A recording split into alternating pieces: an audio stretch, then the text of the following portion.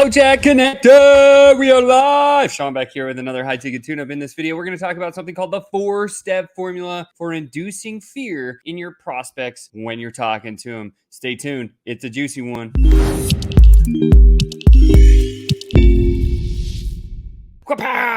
What's up, FlowChat Connector? Sean back at you here on another wonderful day when we're going to cover a little bit of high-ticket tune-up FlowChat sales training. Make sure and smash that like button, subscribe to this channel, and feed this out to other people who need to get better at sales. That's my mission in life, is to help traditional salespeople bridge the gap and become a sales professional, and start closing more deals. That's the focus of what I do here and what I teach, and this session is no different. In fact, we had a great question that just came in from Mr. Whalen, and Whalen asked this. He said, Sean, I'm curious about using fear to sell with. I heard it's powerful stuff, and I'd like to learn how to use it effectively. Do you have any thoughts? And of course I do, because this is the one thing that if you get right in your sales conversation, you are going to win more often than you never win, right? And it plays into the psychology of the primal brain. It talks about things that are beyond what most people can comprehend in a normal conversation. And so this particular session is going to be really, really valuable for anybody that is trying to close more deals, how to use fear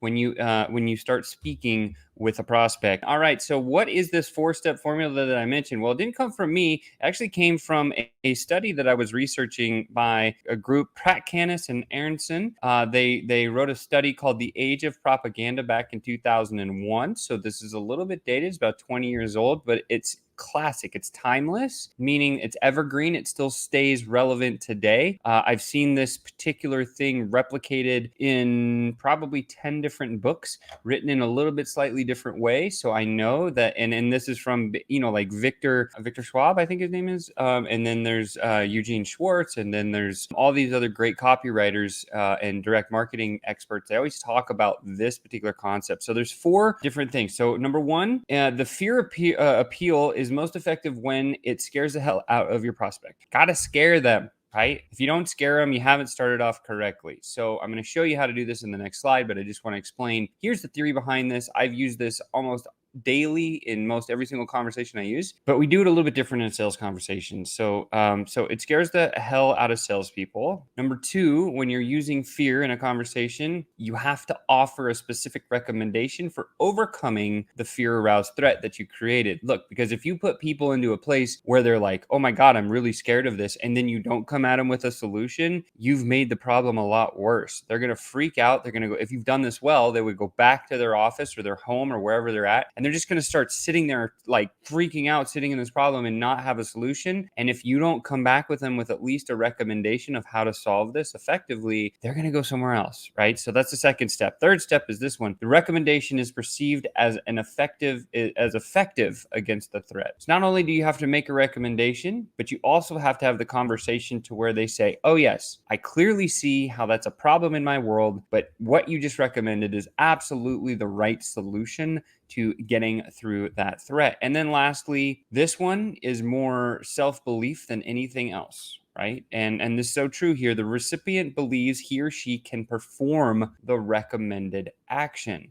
So if you're selling a coaching program, maybe then we have the time that's set up for that. Maybe we set up a calendar basis thing. That's our first lesson. It's like, look, most people leave programs because of overwhelm. Here's the exact step-by-step that you can follow. Again, this is kind of that step-by-step pathway that you want to provide to your prospect to share that, no, it's not hard. And yes, you can do it, right? Because when they start believing internally that they can execute on the recommendation that you have, there's no competition anymore. They'll just buy from you because they're like, yeah, Sean says this is what we got to do. I know this path works. It looks like it's pretty standard. All these other people are doing it. Like, let's move forward. If you can put these 4 things into your conversation, you're going to win practically every single sales conversation that you ever have. So again, scare the hell out of them, give them a recommendation, make sure they perceive it as something that they can actually, that will be effective against the threat, and then that they can do it. And if we have those 4 things, those 4 elements in our sales conversation, we win every time. This is how you start this part of the conversation. So say you just get into a Zoom meeting with a prospect. On the left-hand side of the slide, what you'll see is this big red target, right? Whenever you start speaking with a prospect, the objective here is not to just shoot the breeze or do anything like that. Our objective here is to get 3 different emotionally impactful pains or fears during your conversation. You got to go for 3, yeah, depending on the level of pain that the one fear is in that person's business. If it's a big enough problem or big enough fear for that person, it only takes 1. But in most cases that I've seen, and I've coached thousands and thousands of sales pros in this particular thing, finding 2 or 3 is the right amount in order to close a deal that's, $5K a month recurring, $10K a month recurring, $20K a month recurring, even up to $50,000 or more in a sales conversation can be achieved with 1 or maybe 2 major pains. But I always like to just stick with a standard of 3. So this is how I get into this, right? I usually start my conversation with a little bonding and connecting. That's obviously, there are some secrets to that. I'm not going to go into that today. That's another stage of one of our sales ascension method. However, then we're going to set the agenda for the call. And that would sound like we use another analogy called game. So, hey, I'm grateful that you're here today. I'm going to ask you a few questions. I'm sure you're going to have some questions for me. That's the M. And then at the end, the E, we're going to figure out which way we can go. Here's kind of the options that we have in the sales conversations. Does it sound like a good agenda? Do you still have this much time? And when they confirm, I'm getting them into yes momentum. Now I've gotten permission to ask them some questions. And this is where I dive in here. Now I'm going to start with, hey, a lot of clients come to me when they're worried about blank, right? So you need to take some time, write down worried about. What are your clients that come to you worried about, right? Just write down a list of those things. What are your clients annoyed with? Write down a list of those things. Like, get a piece of paper out right now and do it, because it's not hard to do. And all you need to do is come up with 2 or 3, what they get worried about, what they're annoyed with, what they're struggling because of. Why are your clients struggling? And why are they pissed off, right? These are going to be 4 different kinds of categories. And if you make it relevant to problems in their world, like for example, in my world, I would say, hey, like a lot of clients have been coming to me recently because they're struggling about not where to find the best quality leads in an instant. Most people have tried paid ads, most people have tried challenges and summits, and some have even tried like an organic outreach method. But like, are you struggling with finding the right type of prospects all the time, instantly, and as many as you need? Well, yeah, I'm struggling with that, Sean. Great, right? What have I just done? I've found what we call a surface problem in their business. Just because I found a surface problem doesn't mean it's a problem that I want to actually go solve. As a sales professional, I need to dig deeper into the pain conversation. And so when we start here, now we're going to use some questioning strategies to take us to level 2, which is the reason for the surface problem. Now I have 8 questions that will take us from level 2 right into level 3. So if you memorize this little analogy, we use the analogy WASP, again, worried about, annoyed with, struggling because of, and pissed off that. What happens to your clients? Why are they worried, annoyed, struggling because, or pissed off that something happened? And we'll just use one at a time, right? Hey, are you worried about this? Are you annoyed by that, right? And this is how you pull out 2 or 3 different ones. When they say yes, say, oh yeah, cool, I get it. Like, oh, and actually I recently had another client that came to me that was really annoyed that they had to manage a spreadsheet and they couldn't pull the reporting at the, for their organic method that they were doing. Are you currently doing the organic method? Do you ever struggle with reporting like that? Yes, I do, Sean. Oh man. And then I go right into my next series of questions. So as soon as I've discovered or uncovered a surface problem in their business, we move to stage 2. Stage 2 looks like this. We use something called the pain funnel. It's something that's been proven over the years and years of testing. And in fact, it wasn't even created by me and Chris. It was created by professional psychologists who did a lot of studying on the primal brain. This is where my sales teaching comes from. It's because it's not me, it's fact, theory. It's stuff that the experts have created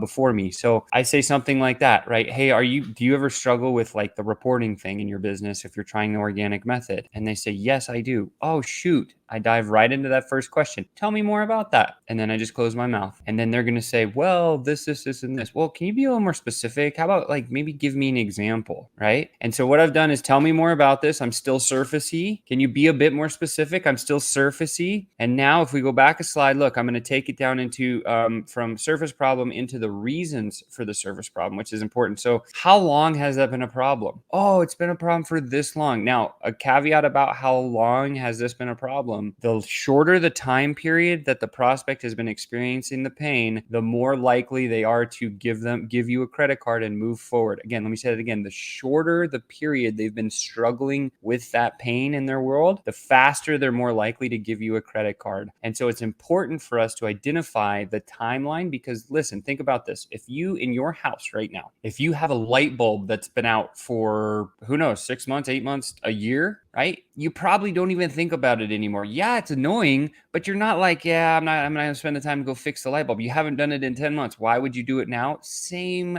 type of concept, right? We talk about the pain of getting, or like the 4 reasons why somebody would actually buy something. Actually, there's 5, but the first one is pain in the present. So when we bring that timeline back and we say, well, how long has this been a problem? And they say, oh, it's actually just started happening about a month ago. Oh my gosh, like just a month ago? Like, well, what have you tried to do in the past month to fix that? Now I'm getting into the reasons for this problem and I'm understanding a little bit more about what they've already tried to do. And it tells me as a sales professional, like how active they've been in the process of actually trying to solve this. Have they already been engaging? Did they not even have a clue? Like what awareness level do they have with the problem that we've just identified in their business? This is where if you looked at Eugene Schwartz's level of awareness, you'll understand that when you know where their level of awareness is around the one problem that they got in their business, you know how to address that. Like you just win. Like that's what happens, right? And so I say, how long has this been a problem? And I say, what have you tried to do about this? Now, when I get to that and did that work, now all of a sudden I'm getting to where it's like personally impacting. I'm starting to get into that personal impact where I say something like, well, did that work for your business? Well, no, it didn't. Well, why not? Now you can start to hear the frustrations coming out of your prospect. This is exactly where you want them to be, right?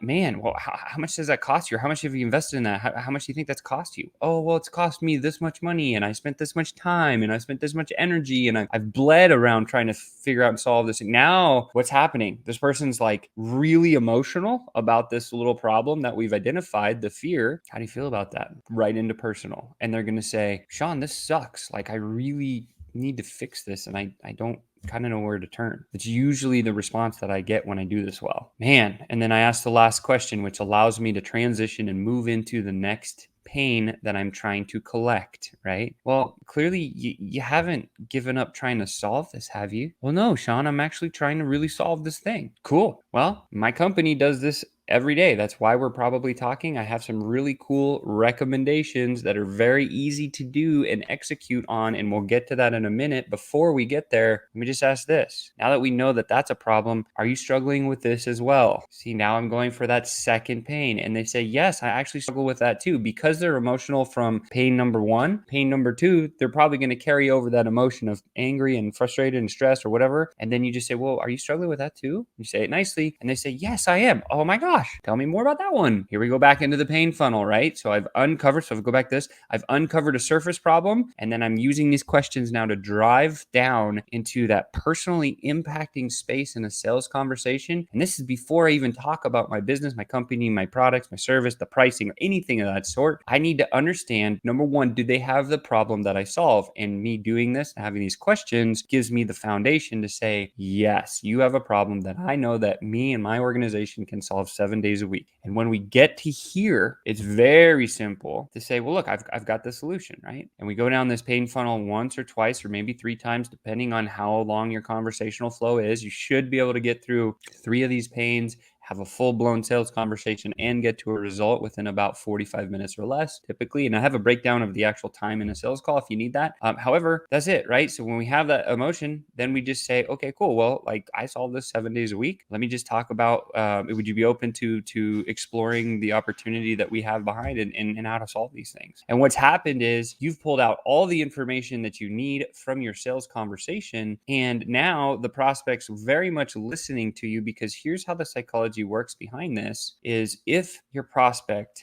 understands that you can describe the problem better than they can describe it themselves, their primal brain immediately says, this person that I'm talking to has the answer to the problem because they just described it better than I could describe it myself. Automatically assume you have the answer. And then when you go into some of your show and tell stuff, just stay focused on here's how you would solve this one or this two problems that you have. Do not go into here's the company history, here's how awesome we are, here's this big presentation of all the stuff that we're doing. Don't do that. Just say, yeah, I've got the slide deck. We can go through it all. But what I really want to focus on, the two things we just talked about, is here. Let's jump to slide number 36 and talk about this one thing because this is relevant to you. And they're like, whoa, this is such a custom conversation. And of course, if you have a demo for software or do whatever, you can dive in there and go that from that direction. But that is where you're going to get to a place where you can truly start to get into that fear and you can talk through those 4 fear points. And then of course, at the end, you say, hey, here's the yellow brick road of exactly the steps you need to take. It's very simple. And now we've incited all 4 of those reasons of how you can use fear to sell. Waylon, I hope this one helped. I know it's something that really changed my sales career. I know it could probably change yours at a high level. So